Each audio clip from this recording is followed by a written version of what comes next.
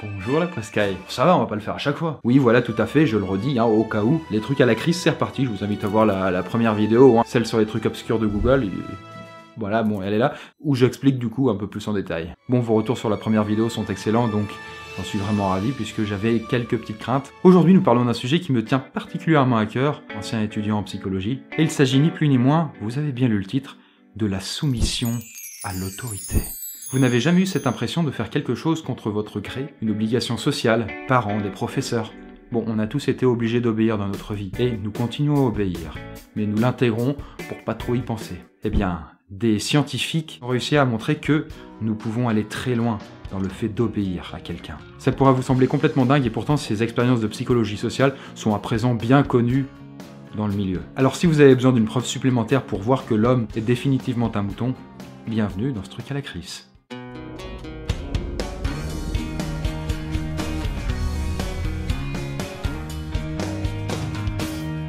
Alors on commence en douceur puisque cette expérience est à présent assez connue, quoique j'avais posé la question sur Twitter et apparemment il n'y en avait pas tant que ça, donc j'étais assez surpris. Donc vous le saurez tout autant que moi.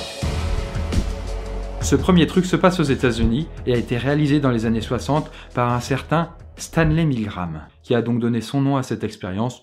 Toute modestie. On se situe donc dans la période de l'après-guerre. Les gens ont encore en tête toutes les atrocités qu'ont pu commettre les nazis et compagnie. Et Milgram s'interrogeait sur le fait que comment de simples soldats pouvaient se retrouver embrigadés dans tout ça et se mettre à exécuter de sang-froid de simples civils innocents. Son but, là-dedans, était donc de comprendre la tendance naturelle à l'être humain, à obéir, et jusqu'à quel point cela pouvait aller. Bien, il n'a pas été déçu du résultat. Petite recontextualisation. Milgram fait poster dans le journal une annonce pour recruter les sujets de son expérience, avec une petite rémunération à la clé. Mais sans trop préciser de quelle expérience il s'agit. Une fois sur place, quand le sujet arrive, il se retrouve alors avec une autre personne qu'il pense être tout aussi neutre que lui. Or là, il s'agit d'un complice, c'est-à-dire un acteur qui fait semblant de ne savoir rien du tout. Milgram leur explique alors qu'il va les faire tirer au sort le rôle qu'ils auront dans l'expérience qui va suivre. L'un sera celui qui pose les questions, l'autre sera l'élève qui devra y répondre. Sauf qu'en réalité, le tirage est truqué, et ce sera systématiquement le complice qui sera dans le rôle de l'élève, et donc qu'on appellera désormais le faux élève pour qu'il n'y ait pas de confusion. Milgram isole alors le faux élève dans une autre pièce. Il l'attache à une chaise munie de sangles, et lui colle des électrodes au poignet. Et tout ça sous les yeux du sujet. Puis Milgram referme la porte et conduit le sujet plus loin. Là, il lui explique qu'il a donné au faux élève une liste de mots à mémoriser, et qu'à chaque fois qu'il se trompera, il devra, lui, le sujet, lui administrer un choc électrique. Et ceci de plus en plus fort. Pour cela, il dispose d'un panneau de 30 leviers. Le premier étant une décharge de 15 volts, et puis ça augmentera de 15 volts en 15 volts. Et avec un petit calcul rapide, on apprend donc que le dernier levier envoie une décharge de 450 volts. Alors voilà, pour vous donner une estimation, à partir de 200 volts, quelqu'un avec un cœur fragile peut faire un arrêt cardiaque. Alors 450 volts, si on est bien motivé quand on appuie sur le levier, ça peut tuer quelqu'un. Voilà, tout à fait sympathique quoi. Et Milgram explique au sujet dans la foulée que cette expérience sert à montrer que, sous la peur de la douleur, on mémorise mieux. Donc concrètement, vous êtes censé apprendre votre poésie plus rapidement si vous avez peur de recevoir un coup de ceinturon dans la gueule. Voilà, c'est l'explication bidon qu'il donne au sujet, alors qu'en réalité, lui, il veut juste tester la soumission à l'autorité. Et bien sûr, le faux élève, le complice donc, va faire semblant de ne pas avoir beaucoup de mémoire et donc va se tromper très souvent, obligeant ainsi le sujet à lui donner des décharges de plus en plus fortes. Et effectivement, à mesure que les décharges augmentent, quand ils atteignent le levier de 75 volts, le faux élève se met à simuler des gémissements de douleur. À 120 volts, il se met à se plaindre à l'oral « Arrêtez, s'il vous plaît, arrêtez, arrêtez, arrêtez, arrêtez !» À 150 volts, il réclame qu'on le laisse partir.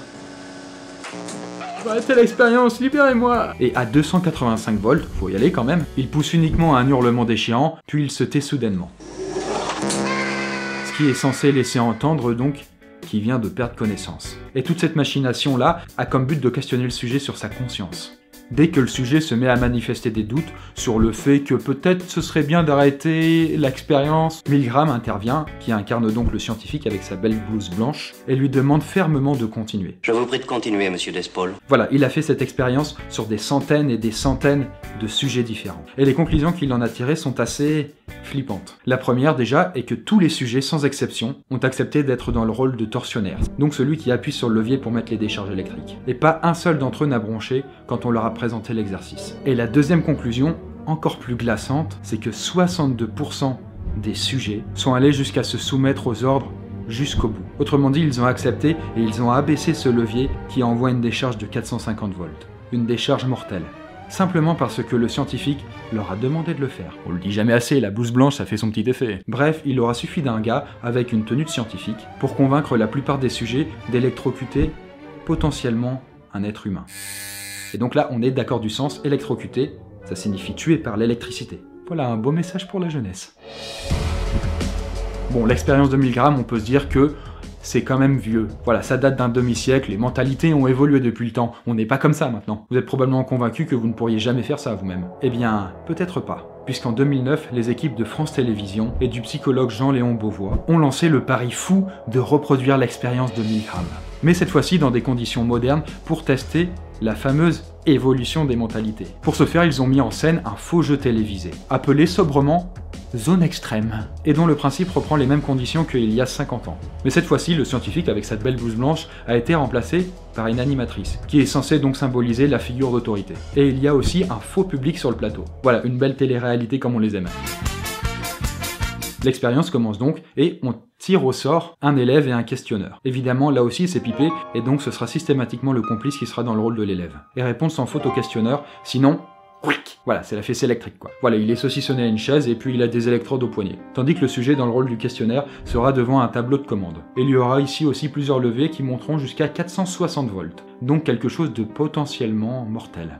Et tout comme le scientifique de l'époque, la présentatrice joue ici aussi un grand rôle, avec un quota de 5 injonctions progressives, qui en cas de début de rébellion du sujet, sera censé l'amener à se soumettre à son autorité. Donc imaginez, vous êtes le sujet, on vous demande de balancer 200 volts dans la gueule du mec, et là si vous commencez à ne pas avoir envie de le faire, ça peut se comprendre. La présentatrice va vous dire en tout premier, ne vous laissez pas impressionner, il faut continuer. Et si vous êtes toujours tiraillé dans votre conscience, elle vous dira, en 5e injonction, « Sur le coup, l'autre candidat veut arrêter, mais dans 10 minutes, il vous remerciera, alors veuillez continuer. » Et puis si enfin, si vraiment ça ne marche pas, il y a en dernier recours l'appel du public, qui va donc frapper des mains et dire « Continue, continue !» Qu'en pense le public?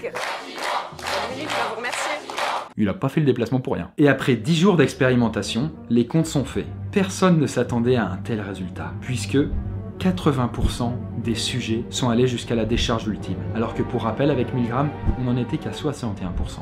Et autre petit chiffre intéressant, puisque 40% des sujets n'ont pas essayé une seule fois de contester les ordres. Et ils ont donc obéi aveuglément jusqu'au bout. Et la conclusion de tout ça, si la télévision voulait organiser une mise à mort en direct d'un individu, 8 personnes sur 10 se soumettraient à l'autorité du présentateur. Alors avec ce troisième truc, on va parler un petit peu allemand pour comprendre l'expérience Leyens, qui porte, sans surprise, le nom de son investigateur, le professeur Jacques-Philippe Leyens. Et son but là-dedans était simple, réussir à éprouver l'obéissance humaine. Eh ben il en a pas fini. Bref, Leyens avait vu l'expérience de Milgram, mais il l'avait trouvé un peu borderline. Donc lui, au lieu de faire de la torture physique, il s'est lancé sur la torture psychologique. Scientifique. L'expérience a été réalisée en 1984. On retrouve ici le même schéma que chez Milgram, le sujet recruté par une annonce, un faux élève, c'est-à-dire un complice de l'expérience, et donc le scientifique. Le faux élève est isolé dans une salle de test, avec des électrodes sur le poignet, mais qui cette fois-ci ne vont pas lui donner des décharges électriques, mais seulement de mesurer sa tension, donc en quelque sorte son niveau de stress. Le sujet va donc lui poser des questions, et à chaque fois que le faux élève se trompera, il devra lui lire des remarques désobligeantes. Et évidemment, le faux élève se trompe pour que le scientifique puisse voir comment va réagir le sujet à ça. Et justement, le sujet lui fait sa première remarque négative. Alors au début, c'est tout gentil. Si vous continuez comme ça, vous ne réussirez pas le test. Et puis une deuxième, et puis une troisième, et plus ça monte, et plus les remarques deviennent cassantes. Et assez rapidement, le faux élève va se mettre à faire semblant de manifester des signes d'angoisse, et un état de malaise. Et là, tous les sujets, bien sûr, se sentent mal. Ils regardent le scientifique, l'air de dire « Je dois vraiment continuer, le gars il est pas bien ». Et le scientifique, toujours égal à lui-même, leur répond Je vous prie de continuer, monsieur Despol. Et donc les sujets voient bien qu'à mesure que l'expérience avance et qu'ils sont obligés de lancer des remarques de plus en plus méchantes, que l'attention du faux élève grimpe de l'autre côté. Certains sujets vont alors se mettre à avoir des débuts de rébellion, mais le scientifique, dans son rôle d'autorité, sera toujours là pour les rappeler à l'ordre et leur dire Je vous prie de continuer, monsieur Despol. Et alors les résultats de l'expérience sont les suivants. Ce qui est intéressant, c'est que Leyens à la base pensait que les sujets allaient désobéir beaucoup plus facilement aux scientifiques, et donc dire non, moi je continue pas l'expérience, je m'en vais. Leyens avait même établi des prévisions sur ce qui allait se passer, et il pensait que seulement 13% des sujets allaient obéir jusqu'au bout.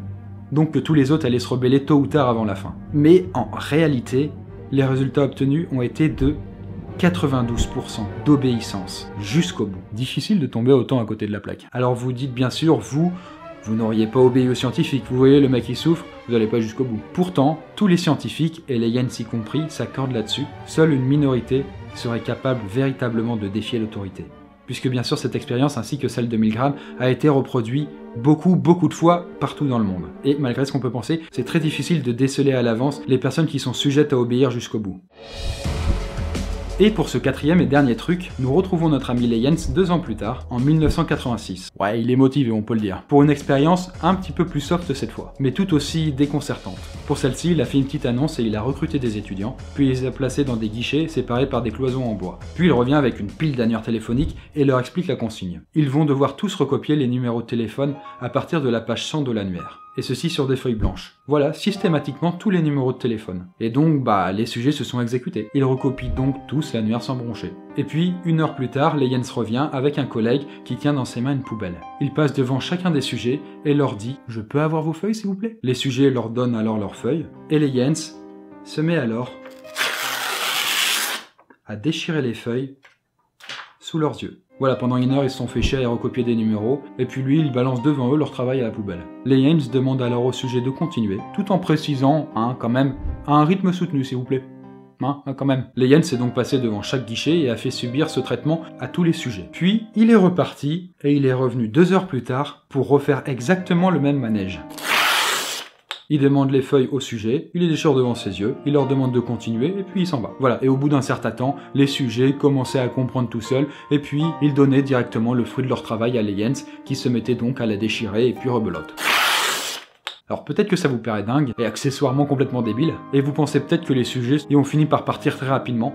Eh bien justement, non, puisque 100% d'entre eux ont obéi sans aucune contestation durant au moins les 3 premières heures. Je vous prie de continuer, monsieur Despaul. Et Leyens pense justement que c'est grâce à sa blouse blanche qui symbolise donc sa figure d'autorité. Et certains sujets, plus rares quand même, se sont même mis à continuer le travail sans broncher pendant plus de 10 heures d'affilée.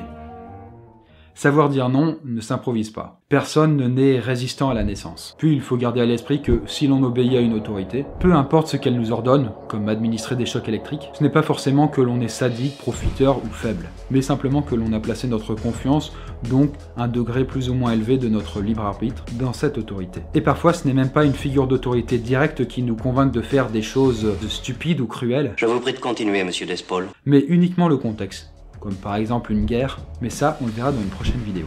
Alors plus que jamais, si le sujet vous intéresse, je vous invite à aller regarder mes sources, et j'ai sélectionné pour chaque truc une vidéo, que ce soit un film ou un documentaire.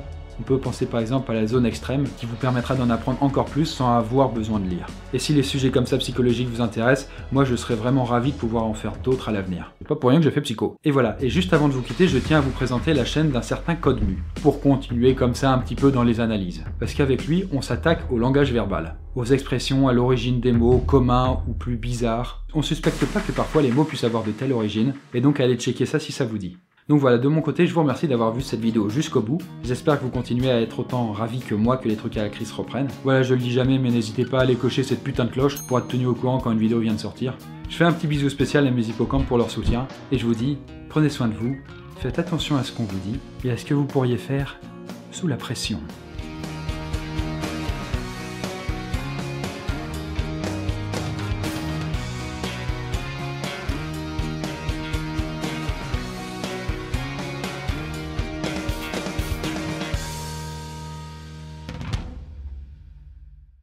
Les trucs à la prise.